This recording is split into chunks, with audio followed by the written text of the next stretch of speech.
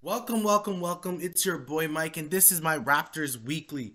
Normally, I try to do it. Sometimes the Raptors have been playing on like a Monday, so I kind of do a Raptors recording right after. But it's Boxing Day today, so Raptors actually don't play today.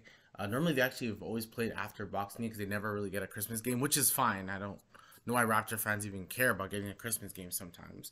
I think for national exposure, but sometimes it goes back to like we don't really, you know, we strive for the love of Americans, and then when the American media talks about us and they don't talk about us the way we want to be spoken about, then we're out here like being sensitive and judging and throwing stones and doing all those things. So that doesn't even make sense. Why do all that? Forget all that. Like, but normally we play on Boxing Day, but we're not. Actually, our next game is against the Clippers, which would be on Tuesday, a day before, or I'm recording it a day before that game. I think that game was gonna be a good game. I'll get to that game because I do feel that I'm not sure if we're going to see Kawhi and PG that game. If they're playing tonight, I'm not sure if they're going to make it the next game. But all in all, your Toronto Raptors are currently 15 and 18. With them being 15 and 18, we see, a lot of fans have been up and down with the Raptors. I know the one thing is the Raptors have won 2 games in a row.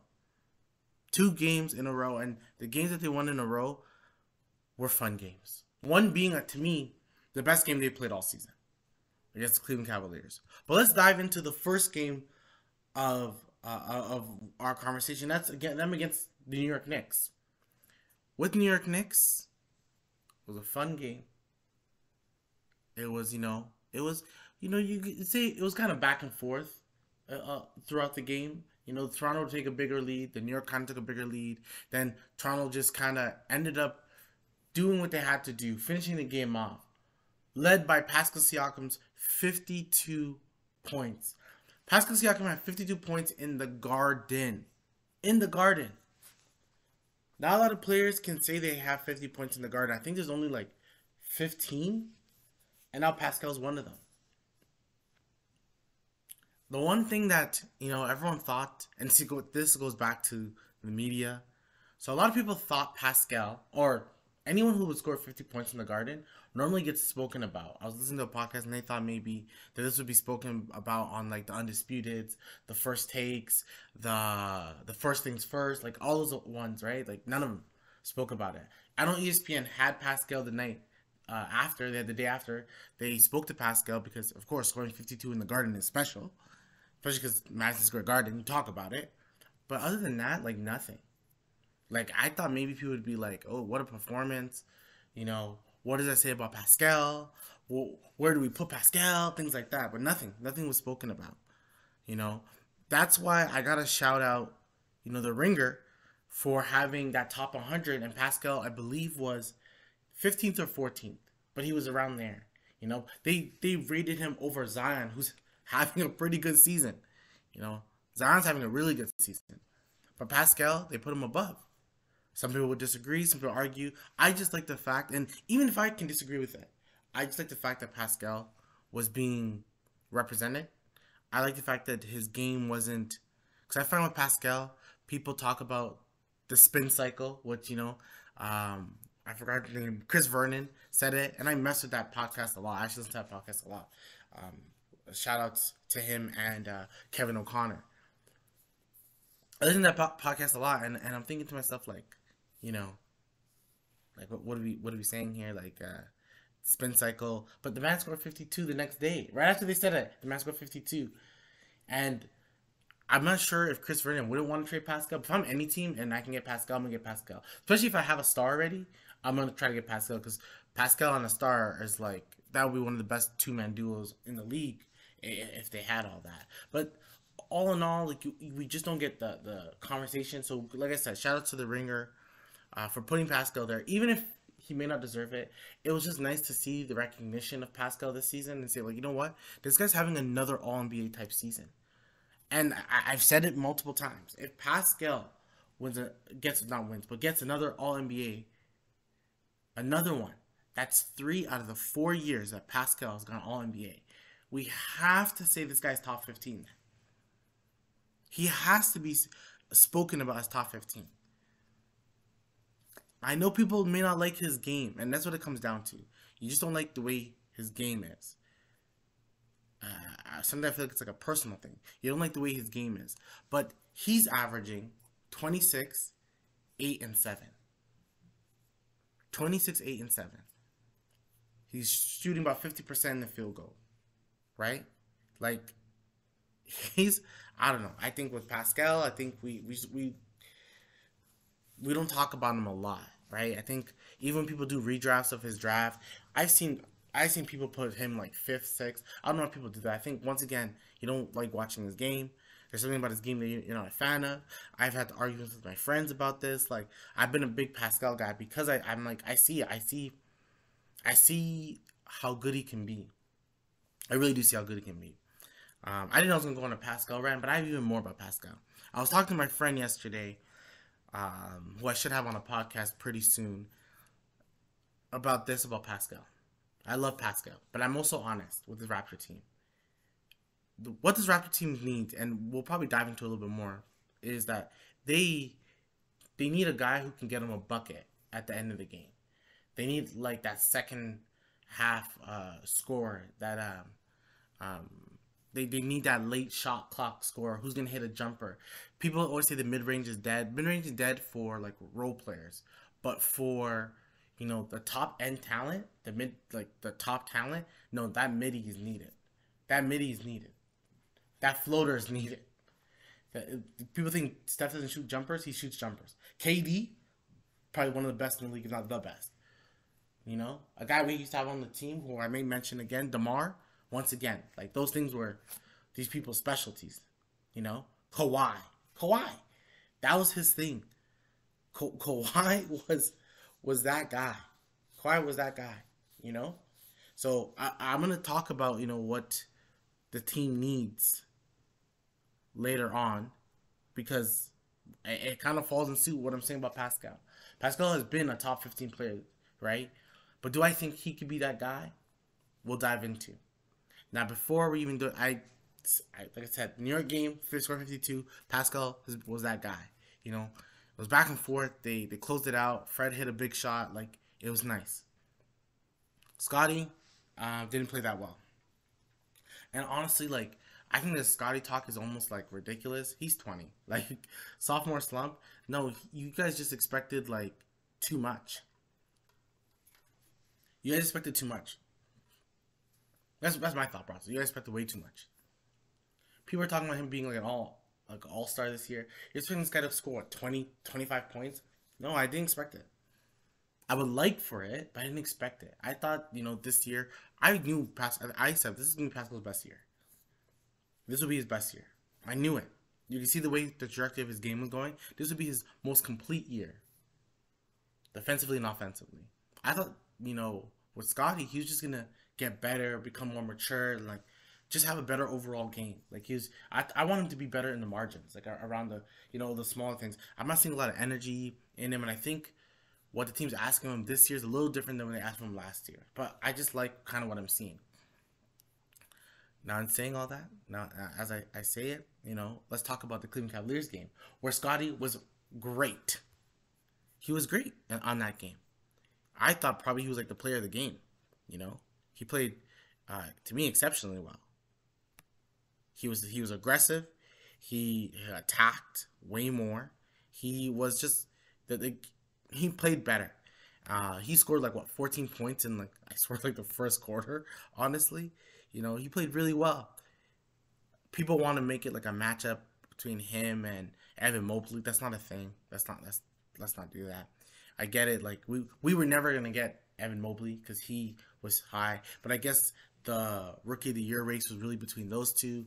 But Scotty Barnes was good, and in that game, honestly, the line of the game, or the points, was kind of like how I think this Raptors team could be playing throughout the whole season, with Pascal doing everything, scoring 26, 9 and 7. One thing that I've seen OG's stats change a couple times. At one point, I saw OG have 1 steal. Now I see him have 2 again. I find that weird. But OG had 26, Scotty had 25, Fred had 18. I just think that could be like consistent, especially come playoff time. When playoffs hit. I do think this team could be a top 6 team. I do believe that that's what they can do. I believe that Pascal can give you 26. OG should give you the same amount while still giving great defense. Now, where I see it offensively, maybe OG doesn't give you 26. Let's say he doesn't, right? Maybe Scotty doesn't give you 25, but probably Scotty can give you like a good 20, And then, even if he doesn't, Gary only had 8 because Gary only had 6 shots, you know. Gary only had 6, but if you say then Gary's gonna have 12 shots, some of those points go to Gary. You have Malachi shooting the 3-point ball, which I'm going to get to Malachi's very soon, pretty well. You don't have Otto Porter yet.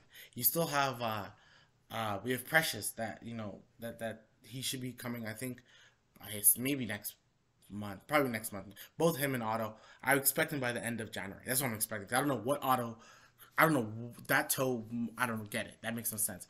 I'm confused about that. But you have those two guys who are still haven't played. Then you still have Boucher who didn't play at all last game, right? Which is my next topic. But you have all those guys, so you would expect that the scoring load will get kind of dispersed around everyone. With Pascal being your number 1 guy, with I think OG has to be your number 2 guy. Scotty doing everything, still being aggressive, and then Fred just shooting threes. Like Fred was 5 and 10. I think Fred's the best version of Fred is a Klay Thompson imitation. I'm telling you, that's the best version. Let him shoot a bunch of threes. Because yes, he'll have games where he's 5 of 10. But he'll also have games where he's 1 of 11, okay? That's what happens. That's what's gonna happen. But I'm okay with that. I'm okay with Fred just shooting the 3. He's still arguably, like, I think if everyone is just doing the shoot around, I think Fred's probably still the best shooter. So I want him and Gary to shoot as much threes as they freaking want to. Malachi Flynn. Those 3 are the best 3-point shooters we got. So when you have a Pascal, an OG, or Scotty attacking the rim, which is the whole reason for Vision 6-9. The whole reason is that you are a mismatch. You could be a mismatch, offensively, where you have a smaller guy on you. Hence, when you face the Cleveland Cavaliers, when Karis LeVert is guarding Pascal, this is where Pascal can take advantage. Or if you put a bigger guy on him, like an Okoro, Pascal can drive and then kick out to a Fred, kick out to an OG who's still a good 3-point shooter, a Thad Young who can hit the 3 occasionally. Then when Otto Porter is there, and then if Precious can shoot the way he was shooting in the second half of the season, then that person as well, right? So then you have those options. So I know it's a 2-game winning streak, and I'm not trying to say that this team is going to now start winning a championship or whatever like that, but I've always believed in this team. I always believed this team was good. I think the narrative and the way people are talking is kind of like, come on, like, it's a losing streak. I hate a losing streak too, and some of the games were more funny than others. That Pelicans game, I really feel like, put us all in in a coma. That Pelicans game put us all in some, like, we're all thinking, I don't know, we're all moving as if we're just devastated. We're hurt. Like I don't know, I've never seen less reaction to a game before. It's like everyone's just completely devastated by that. Now, in saying all that, the 2 wins against Cleveland was one of the hottest teams. They don't really lose at home. That was their 3rd loss at home. They won 16 games at home. Like, Cleveland's a good freaking team, okay, guys? And then beating New York, who was on a winning streak, who just, they lost to Philly, but they played Philly pretty evenly until the end. Then Philly just started hitting threes, and New York couldn't stop. But New York was on a winning streak, one of the hottest teams in the league at that point. And Toronto beat them, right? Like, that game, that was a momentum changer. So now I feel more confident when they face a team like the Clippers, or when they face the Grizzlies, or when they face the Suns this week. I'm going to feel more confident because of this game. I think headed to that 50-game mark, if the Raptors can be 25 and 25, that's good. But if you're 25 and 25, you got to think about it like this. That means for their next 17 games, they're going to be 10 and 7.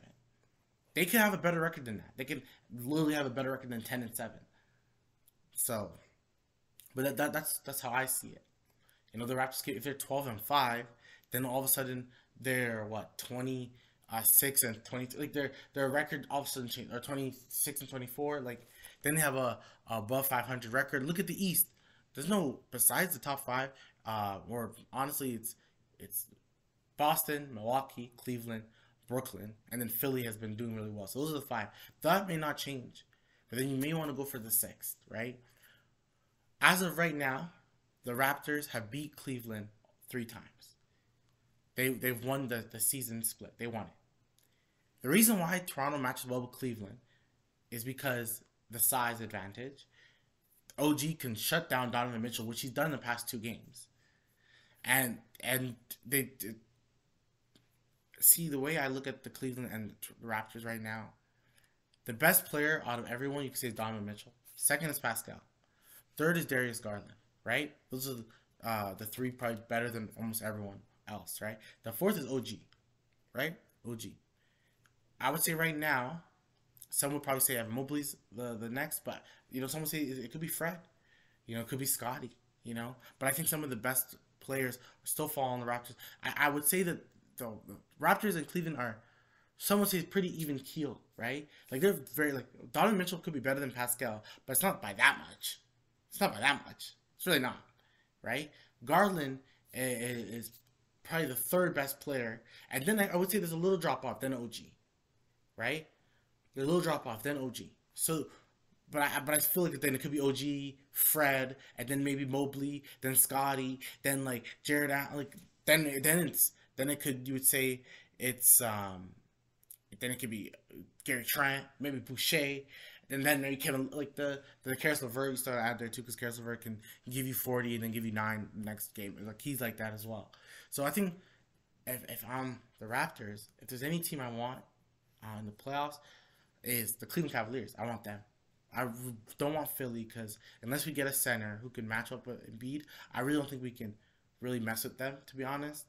I want to believe they can, and talk to me next week when Raptors on a winning game streak. I'm going to tell you, they can mess with anything. Brooklyn 3-0 on us, because they have that dynamic scorer in Kevin Durant, right? They have that guy. Milwaukee, I think the Raptors can, Milwaukee's Milwaukee. Giannis is Giannis. I'm not going to act like they can beat him. I don't know. I just think they can compete against them. That's all I'm saying. And Boston, I don't think we can beat Boston, right? And there's a reason to it, which I'll get to. Let me talk about Boucher, though. Boucher didn't play at all against the Cleveland Cavaliers. He has not had a great season so far. But the thing is, he did. In the beginning, he was so good. I don't get it. In the beginning, he was so good. I don't know what happened. Boucher was so good in the beginning of the season. His averages is still 10 and 6, but for some reason he's not shooting the 3 well.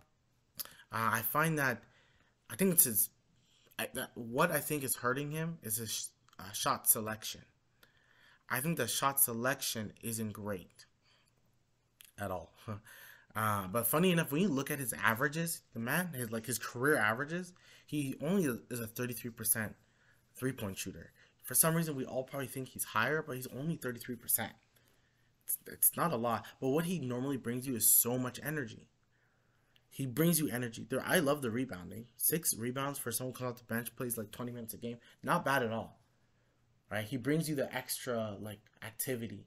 He's giving you the charges that Kyle Lowry used to do. But I feel like that energy, that little extra spunk, we're not really seeing that as much. I believe that New York game really wasn't great for him. Even though I did think the Cleveland game would have been good. I know Nick Nurse had said something about it was the matchup, that's why we didn't play Chris. I don't think so. I think that's a lie. If anything, this is the matchup you play him. There's a lot of length in Cleveland still. I know they have 2 guards, 2 small guards, but everyone was pretty long. Kevin Love is still pretty tall. I think it's Stevens is a pretty big guy. Okoro's pretty big. Dean Wade is long. All these guys are pretty. Even Chetty Osman's pretty. I think you could have put Boucher. It's not like they had a bunch of guards. You could have put him. And I understand probably you want to match guard for guard, maybe. I don't know, but I think Boucher could have played. But I also think he did it for a reason. When Nick Nurse does that, it's because you weren't playing well. Nothing to do with if you could have matched well. That makes no sense. He did it because you weren't playing well enough. So it sucks, but I do think Boucher will be fine. I think he'll be back in the lineup. He's been your most consistent bench player out of all of them. So he's not someone I would just kind of move to the side. I wouldn't do all that. I do believe that he could be really good for this team. I still believe in what he can do for this team. So I'm still am a big fan of what Chris Boucher can do. So I'm still there for sure. Wancho started again. I think that should be consistent. Wancho's low maintenance, and this is why I've been always saying that start Cam Birch, because with the way this Raptors team is, the fifth guy should not be the scorer on the starting unit. You have four guys. These are the four guys who start are the four guys who are going to lead your team in like scoring. And on any given night, Pascal, OG, Fred, and Scotty. Those are the four guys you want handling the ball half the time, or like let's say 80% of the time. These guys are going to handle the ball. If it's not Flynn or Gary Trent, let's see that leads us to 90%. Those four guys are going to lead. You're going to have two out of the four on the court pretty much at all times, right? You were doing some Pascal and bench units, but ultimately speaking, you're going to have two out of the four guys on the court. So with having those two guys, you always have someone who can get you a bucket or someone you're going to feed the ball to. When Pascal's out, you see them feed the ball to OG more. You see them feed the ball to Scotty more. So these things happen at a consistent level, much better. So having Wancho there, to me, it helps a lot. To me, it's like this guy's gonna do all the dirty work. I got you guys for the rebounds, and he gets rebounds. He's not a bad rebounder at all, and he knows his role, and I think that's good. I think I've always said that when you win the title, roles is what matters. Like Paul George saying that he's the second, it puts everyone in line. Honestly, it really does. When the Raptors know that it's Pascal number one, I think a lot of the problems with the Raptors that they don't know who the number two guy is. I think it should be established the number two guy should be OG. Number three guy, that's where you can go like, oh, I think Fred is hot tonight. We go Fred. Or, oh, I see Scotty's hot tonight. Like Scotty was the number three guy against Cleveland, right? He was number three. And then you have Fred who's just going to shoot the hell out of the three when, guys are driving and kicking it to him. That's how it should be. And then Wancho does the same thing. So I like Wancho. Also has a 3-point threat. I think he shot the three okay this year. It hasn't been, I don't think it's been too fabulous. But sometimes I feel like at one point you maybe move Wancho and you input, Otto Porter. It's going to be better. Right? Yeah, he hasn't really shot the three that well. I'm looking at his stat right now. He's shooting, 30%. That's not great. That's not great at all. But and a lot of the games you see he's 50% against Cleveland and 50% against Philly and then 33% against Golden State and Brooklyn. But I just think he could be a threat. He can hit the good three, like the three that the three that he hit against Cleveland. I think that was a much needed three. So all in all, I just think that Wancho could be very helpful for this team. Because he's low maintenance. He's going to do all the dirty work. And I think that's what this Raptor squad needs. Someone who can do the dirty work. Now, before I dive into one of my more last topics, don't forget to subscribe, follow, share your comments about the Raptors. Because Raptors, 2-game winning streak. Let's not always be so negative. The same energy we all put in for losses, let's put the same energy for wins as well. Now, I'm saying all that. What should the Raptors do? Everyone's talking about trading. Everyone has their thoughts about what the Raptors needs to do in the future. My thoughts are simple. Everyone talks about the Raptors need a big, or they need a guard. They need whatever. Ultimately, you want to get both. If you can get both, that would be perfect. Trade some of your talent, whatever. But I'm gonna tell you this all right now. I like Gary Trent coming off the bench. Heck, I like Gary Trent on this team. If you trade Gary Trent, to me, please get you get a future asset that's going to become a Gary Trent, or you get something in return. But I get it. They know he's opting out. They know they're not going to pay him. So you got to do it. It's a mutual. It's just the way it is. I think if he had a 2-year contract or a 3-year contract, I don't think they would trade him because him coming off the bench is the spark plug you need. He's the Karis LeVert on the Cleveland Cavaliers. He's that. He's the Patty Mills on Brooklyn Nets, even though Patty Mills doesn't really play. Or the Seth Curry, he's that guy. He's the Jordan Poole. He can get you a bucket. That's his game. And what I've seen a lot out of Gary recently is he's playing better defensively because he got called out on it. And there's this one play that I talked about on my TikTok, which check it out, Those Guys Sports. He had the ball for 3. And normal Gary fashion, he would shoot it. He passed it to the open guy being Malachi Flynn. and Malachi hit the shot, and I'm thinking like, that's like perfect. That's perfect basketball. When the guy who's the gunner, who's the Jordan Clarkson of it all, is like, I had the open shot, but he had a better shot. Like that is winning basketball. That is team basketball. That's why I think that Cleveland game was the best game that I've seen them play all year. Simply put, it's the best game I've seen them play all year. All year, I've never seen them play like that great, and they played really good, right? So I like Gary coming off the bench. I like the thought of this team's bench eventually being a Precious. Even though I think when Precious comes, this is the perfect time to slide him as a starting as a starter. You start Precious, but I think with Precious, I think he wants to kind of score. So it's one of those like funny things. If you kind of keep Wancho, you keep Wancho at the starting, whatever. Maybe he plays like 12 minutes a game. But then you come to the bench, you have Precious, you have Thad, you have Boucher, you have Malachi, you have Otto, and then you have Gary. You have 6 guys, right? And I know they want some people want to go short unit, but I don't. I think you go 9 deep. Why not go 9, 10 deep? Playoff time, you go 9 deep as well. Like you don't have to do that. You don't have to play the 40 guys. The reason why you play guys 45 is because your team's not deep enough. Ultimately speaking, but also playoff time, I get it. Playoff time, you may have to play just 8 guys, just because everything counts. Like you lose, you're gone. It's different, I think. But the way this team is, you may have try it out. I don't know. That's my thought process of it. Try it out, see what happens, see if it works, see if it sticks. Um, that's what I would want to see, personally. You know, I want to see, but that's where I understand why you have to trade someone. I get the whole concept of trading because of there's almost too much guys that you want to play. Right? There's too much guys because, like I always say, I named 6 guys. I didn't even name Ken Burch, and he's the guy who I want to play. But I think Wancho has played so well that he shouldn't. Precious and Otto shouldn't come back and this team be healthy, and Wancho is the one who gets DNPs because Wancho's played good enough to play, right? So there's so much guys that like we have, so it's almost like you have to shorten.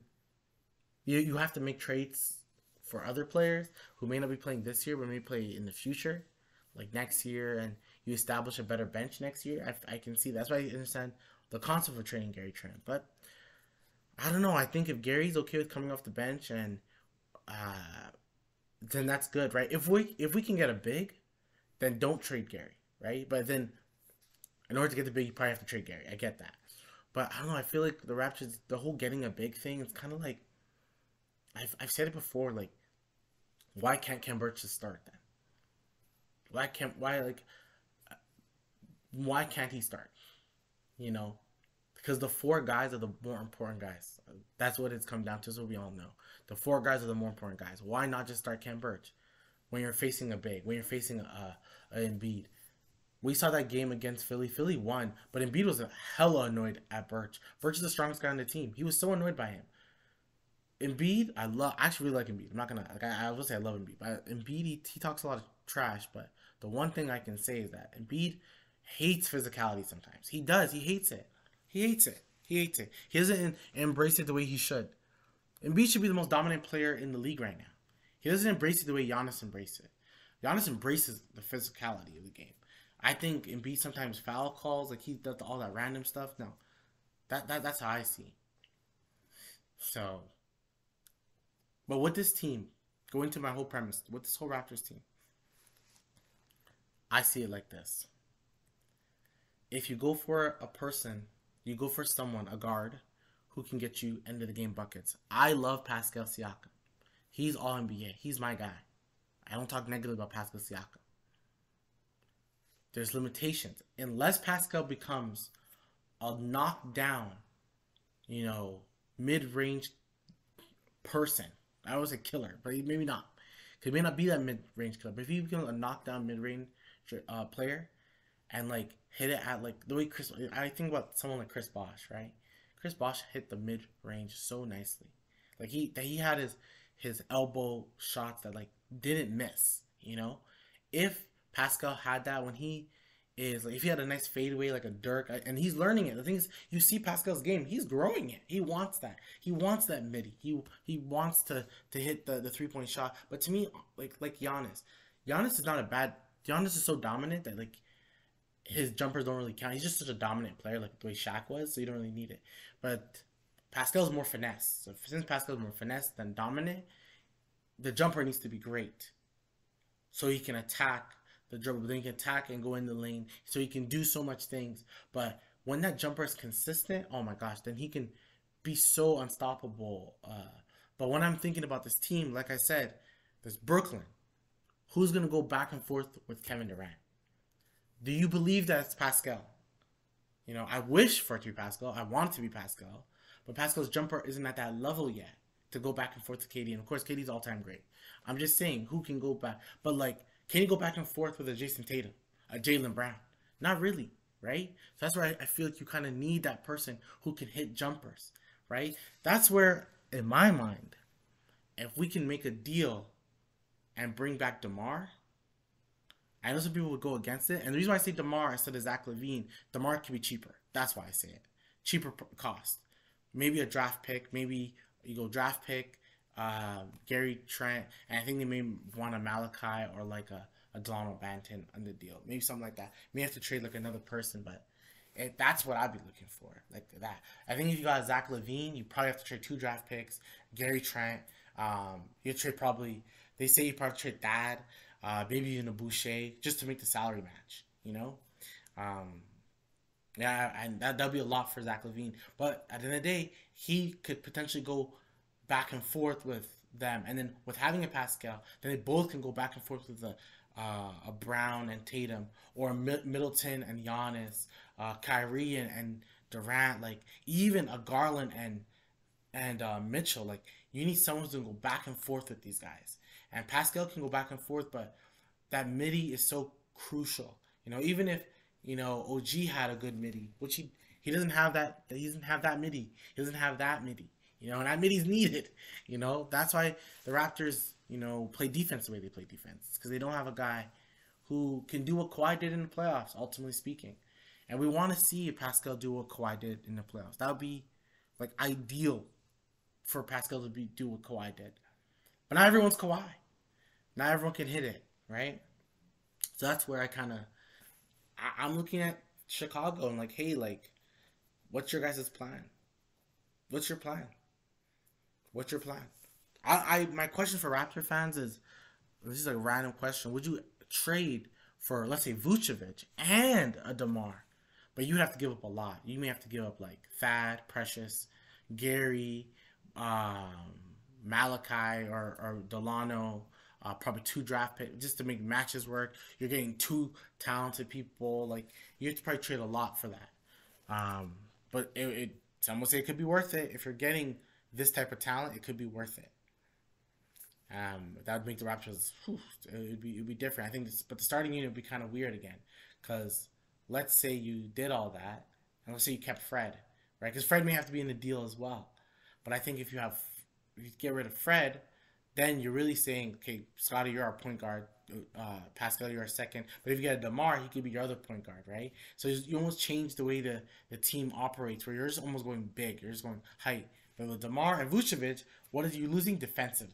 You're using all your defensive ability again, right? Where you're such a good defensive team now, even though your records don't show it, you are still a pretty good defensive team when you are locked in. You're a pretty good defensive team, right?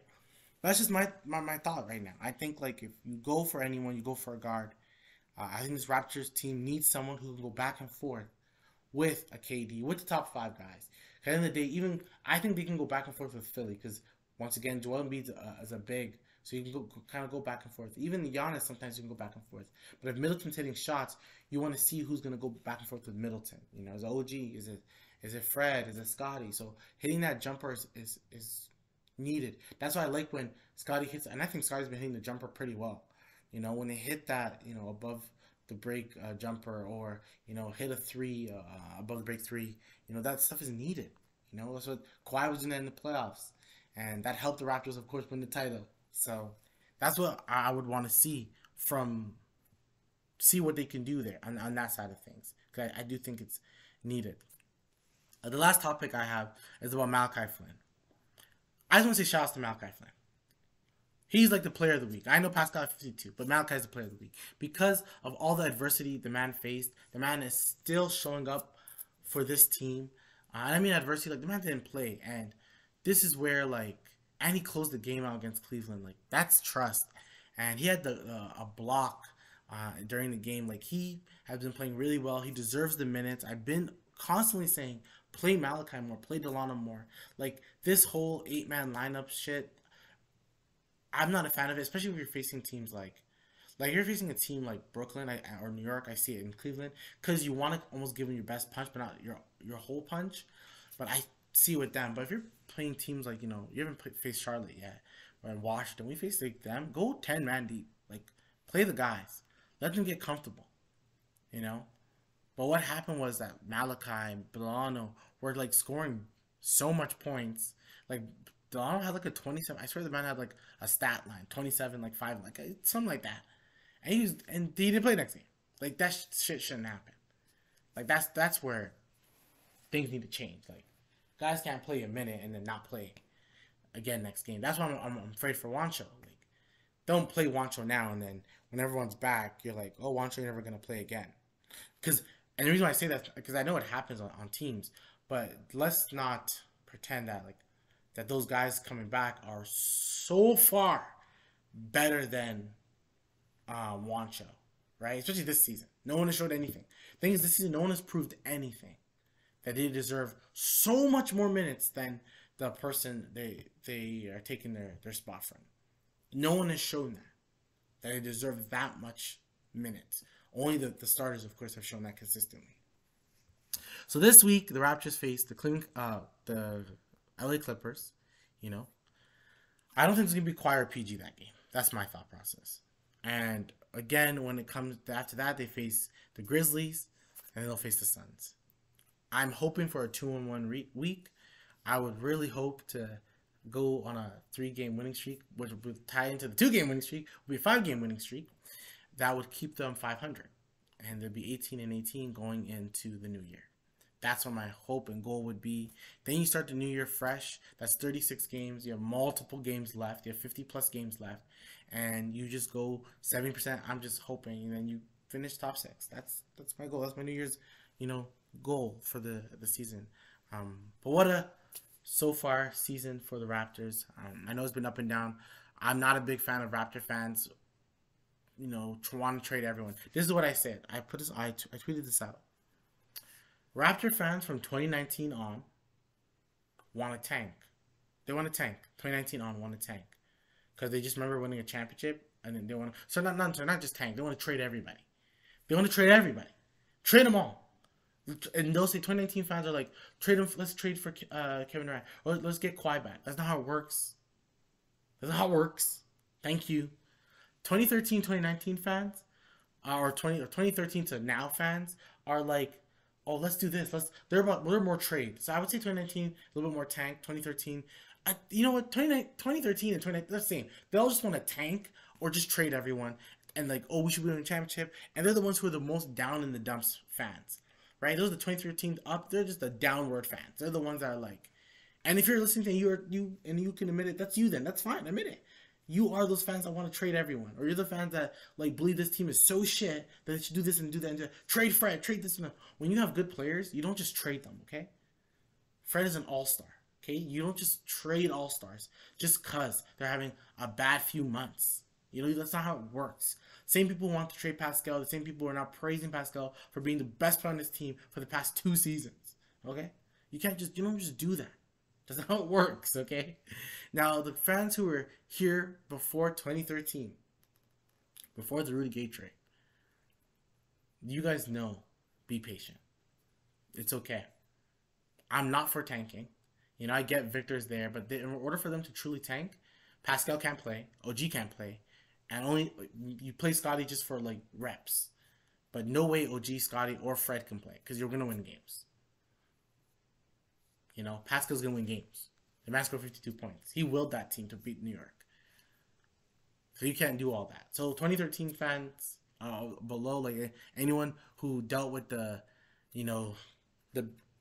original like bench mobs of like Sonny Weems and Amir Johnson, dealing with who's going to be the second option to Chris Bosh, all those things. Like you're like, let's just Let's just wait and see. This team is good. Let's just wait and see. The whole NBA. There's no one that's standing out in the NBA right now. No one is standing out. But all in all, that's it. I did not know it was gonna go this long. I actually didn't even see how long I was going for. I just checked to see I've been going for like 40 minutes. But that's just it. The end of the year talk. Raptors are just they're on a downfall. They won 2 in a row. Let's see what this week brings us. I hope for a 2-1 week. That'd be really good for me. That means they would be 17 and 19. So it's okay. It's okay. We're getting close, and that's all we can hope for. Is just getting close. But make sure you like and subscribe. Follow me on TikTok as well, Those Guys Sports. And I will talk to you guys very soon. Have a happy new year if I don't do another podcast. Again, I will be doing some videos as well about Anthony Davis, Trae Young, and potentially James Harden as well. Talk to you guys soon. Peace.